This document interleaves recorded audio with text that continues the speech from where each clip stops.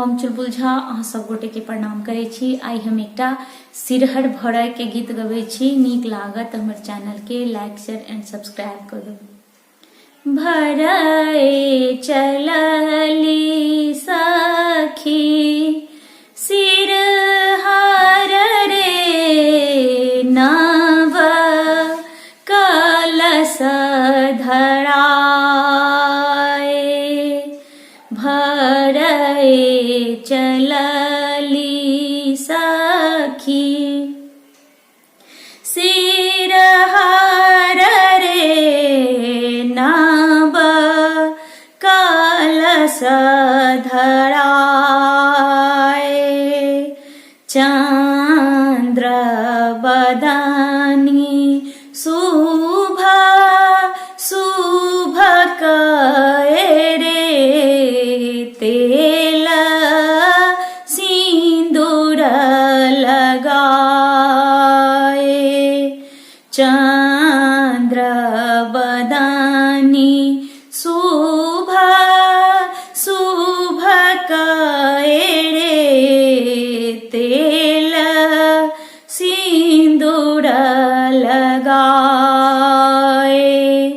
भरय चलली सखी सिरहर रे नव कलश धराए।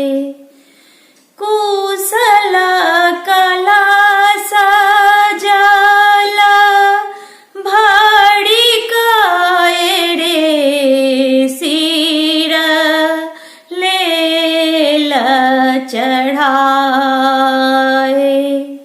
कुशल कलश जल भरि कए रे सिर लेल चढ़ाए। चंद्र बदनी शुभ शुभ कए रे तेल सिंदूर लगाए। पियरहि वस्त्र लाए झाँपल रे देल आम कठारी। पियरहि वस्त्र लाए झाँपल रे देल आम कठारी। चंद्र बदनी शुभ शुभ कए रे तेल सिंदूर लगाए। भरय चलली सखी सिरहर रे नव कलश धराए। सखी सब मंगल गाओल रे देल को बड़ बैसाई। सखी सब मंगल गाओल रे देल को बड़ बैसाई। विद्यापति कवि गाओल रे सु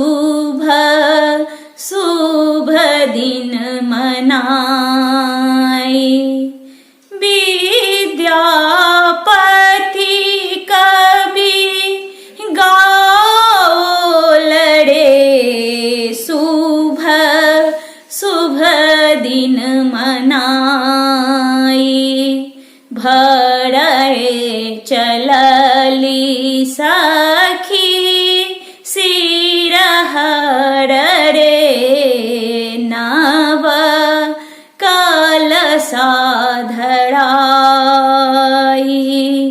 चंद्र बदनी शुभ शुभ का